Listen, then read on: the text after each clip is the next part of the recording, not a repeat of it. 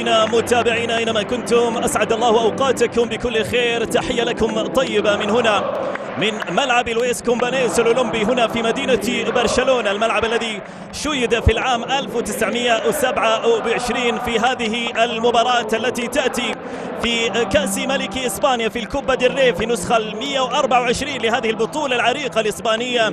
هنا برشلونة يستضيف ريال بيتيس في ثمن النهائي في دور ال16.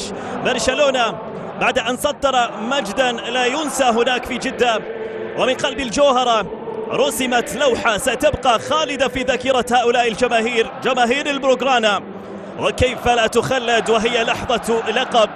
ومن خلال الكلاسيكو، كلاسيكو الأرض، الخماسية التاريخية التي ستكون هي وقود هذا الموسم للبارسا.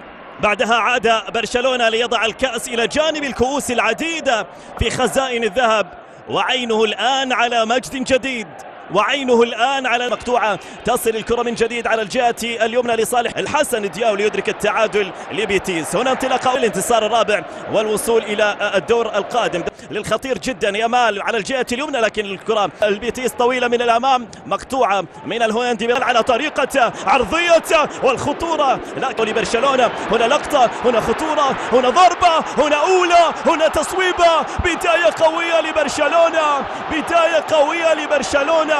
بصغار برشلونة تكتب الأمجاد الكبيرة.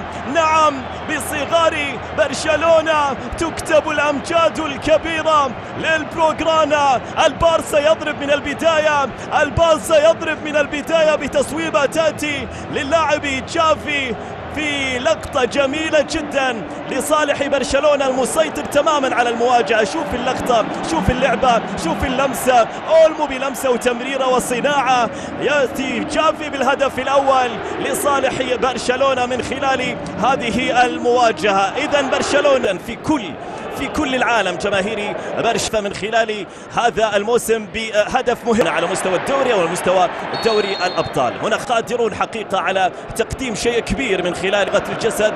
يقولون فليك لديه تركيز مطلق، لا يبتسم. وعلى فكرة طبعا في عديد من تأتي لدى رافينيا وعرضية والخطوط يسكو، عرضية للأمام، رأسية تأتي لكن الكرة إلى الجهة اليسرى، انطلاقة للشاب جيرارد مارتن يلعب الكرة للقين. يامال ما زالت الكرة معاه لامين، لكن كرة جمال طويلة، لمسة للأمام، يترك الكرة خطيرة لكن الكرة إلى خارج الملعب بارتباك كبير كان من القائد الخبير اللي المفترض أن يكون. عرضية للأمام، أولمو تصويبة لكن يتصدى بران باربوسا ينقذ الموقف لهدف ثاني كان قريب جدا من برشلونة واللقطة والعرضية والرأسية تأتي من إخوان لوبيز، لكن تسلل يأتي في اللقطة الماضية على لوبيز الذي لعب عرضية للأمام. الرأسية تأتي من جديد للهدف الثاني، لكن اللقطة ما زالت داخل 18 والتسلل حاضر.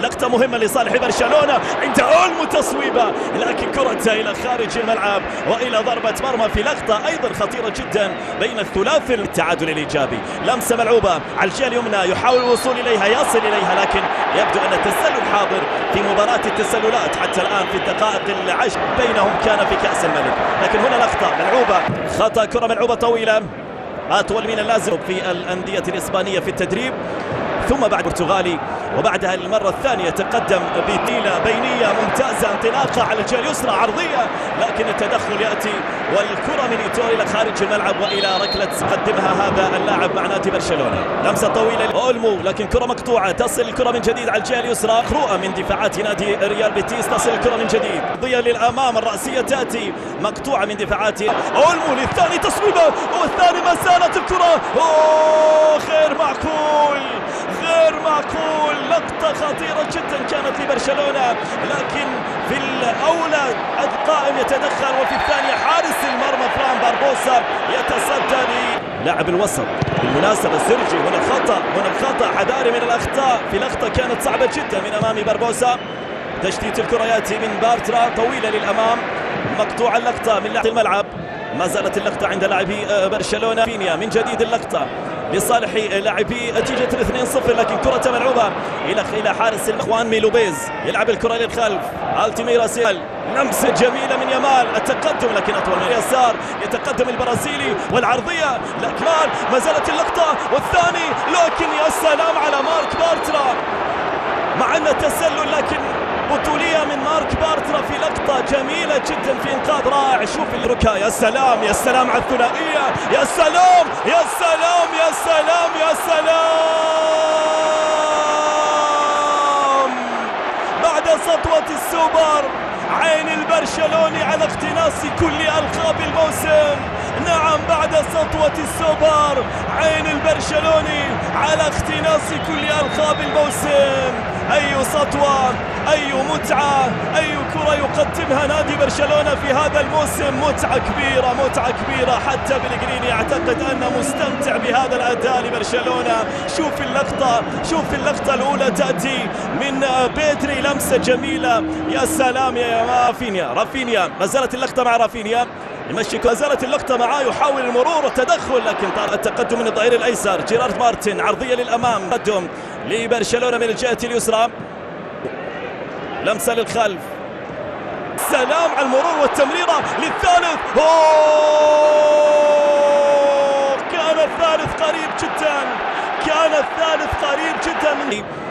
بالأخص نتكلم عن عبد الصمد برشلونة. أولمو هل يفكر بالتصويب؟ نعم، يصوبها قوية لكن كرة إلى خارج الملعب وإلى ضربة مرمى. حلوة اللقطة، جميلة الكرة كانت من دانيال أولمو على جيرارد، وبالخطأ تمريرته إلى إيسكو، لمسة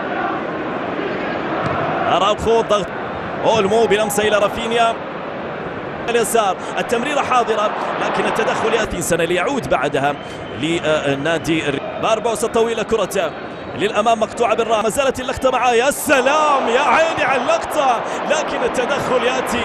متعة كبيرة يقدمها هذا الشاب الصغير، هذا الشاب الصغير الذي لا يعترف بالعمر. عند كوندي يلعب الكرة لأولمو في داخل 18، الخطورة لصالح برشلونة. يا سلام على التقدم، متعة أخرى، عرضية ممتازة للأمام لكن التدخل من المدافع بارترا. يتدخل بارترا من أمامي جدا في هذه المرة سبالي، لكن يبدو أن رافينيا، عرضية للأمام، الخطورة تأتي، كوبارسي بالتحضير، والكرة من جديد لدى كوندي، استلام ممتاز، يكسب من يتقدم، ما زالت اللقطة والكرة ملعوبة، ربما تأتي من إسكو، عرضية للأمام لكن التدخل، لمسة للأمام، الخطورة تأتي لكن قطع الكرة من عودة وينقذ هدف تقليص النتيجة في لقطة قدم الشاب الصغير، والعرضية تأتي، حلوة جميلة، يلعب الكرة لكن وين على طريقة المدافعين، لم يستغل اللقطة والتمرير. لامين، يا سلام إلى كونتي للثالث، تصويبة للثالث لبرشلونة، جبهة يمنى لا يستطيع معها ريال بيتيس أن يقاوم هذه الجبهة الخطيرة جدا. ثنائية لامين وكونتي تأتي بالهدف الثالث لتنهي الأمور معها في شوط المباراة الأول وتصعب المهمة لتجعلها مهمة مستحيلة من أمام ريال بيتيس. أي متعة في الجهة اليمنى، شوف لامين، شوف يامال بلمسة جميلة وإنهاء أكثر رائع من كونتي، قوية جدا صعبة لا يشاهدها فران باربوسا إلا في مرمى، قوية صعبة جدا وتصويبة تنهي معها آمال بيتيس في العودة للمباراة والعودة. تور روكي هنا لمسة ملعوبة والتسلل تصل من جديد في الجهة اليمنى والتشتيت يبدو من جديد لجيرارد مارتن، يكسب في وسط الملعب عند التيميرا، سيرجي يكسب والكرة ملعوبة عند رافينيا في الجهة اليسار، العرضية الجعية الهجومية التي تأتي من بداية شوط المباراة الأول خيالية إن عاد ريال بيتيس. زالت اللقطة عند كوبارسي في وسط الملعب، ينقل الكرة لكن خطأ يأتي من لاعبي برشلونة، لكن من النادر أن تأتي كوبارسي رائع في اللقطة لدى بيدري إلى يامال يصوبها لكن بالشباك الجانبية، واللقطة والتسلل أيضا حاضر على تحضير الكرة طويلة هناك إلى يامال والكرة والتصويبة والهدف الثالث يأتي من يامال. جمال يأتي بالهدف الثالث، جمال يأتي بهدف ثالث في نادي برشلونة. الأمل ما زال موجود لكن رونالدو أراوخو تصل الكرة، هل يرد بيتيس؟ الكرة عند جيسوس لكن يحاول لعب الكرة والتمريرة والضغط يأتي عليه، التقدم على التصويبة والكرة رافينيا، نعم رافينيا يسجل هذه المرة، مرتدة خيالية لبرشلونة، مرتدة مثالية لبرشلونة، مرتدة يأتي معها ثالث الأهداف، لكن عينك على يامال، الجهد كله يامال، القوة كلها يامال، المهارة كلها للامين، لعبة جميلة جدا لبرشلونة، مرتدة تدرس، مرتدة لا تمل من مع الكرة، الانطلاقة من الجهة اليمين، العرضية تأتي التي كانت، والتسلل الذي كان فيران توريس يجهز نفسه للدخول في يلعب الكرة والتمرير. رافينيا يفقد كرته جميلة من إسكو في الجهة اليمين لدى رودريك، ينتظر الانطلاقة العرضية تأتي لكن تطي الملعب، لمسة طويلة، البحث عن لمسة وكرة للأمام ملعوبة يفقدها ريال بيتيس سريعا، تأتي عند جافي يمشيها إلى بدري للرابع والتصويبة، لكن يا أولمو تمريرة داخل ال18. فيران توريس يسجل الهدف الرابع. نعم،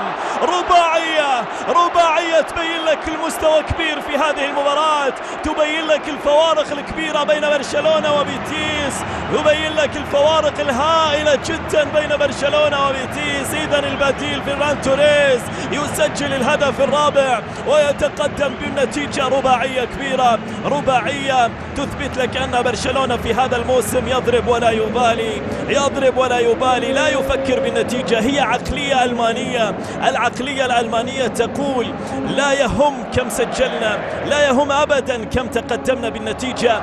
خيسوس، عرضية من خيسوس لكنها سهلة أكثر من سجل، يعني قوة هجومية.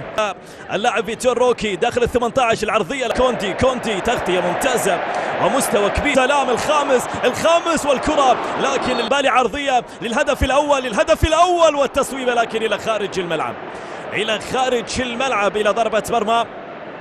كانت الليلة ليامال يتقدم للخامس. نعم، الهدف الخامس، لكن أيضا تسلل. ما مشت معك اليوم، مو راضية تمشي معاك اليوم يا لامين. شوف اللقطة الماضية، التسلل، لعبة كانت جميلة من فيرمين، لكن من الممكن أن يكون هدف صحيح، انتظار للتأكد من اللقطة. هل كان لامين يامال في موقف التسلل؟ لقطة لم تكن واضحة جدا. برشلونة ليضرب في هذه المواجهة، خطورة للهدف السادس، تصويبة قوية لكن التصدي يأتي تريكيز، لكن كرة سرعان ما تقطع وركلة جزاء. فيتور روكي من أمام بينيا، فيتور يصوبها ويسجل الهدف الأول. نعم، أول أهداف ريال بيتيس يسجل في آخر الدقائق في هذه المواجهة، ليأتي الهدف الوحيد وهدف حفظ ماء الوجه في اللقطة الماضية. شوف فيتور صوبها، كاد أن يتصدى لها بينيا ولكن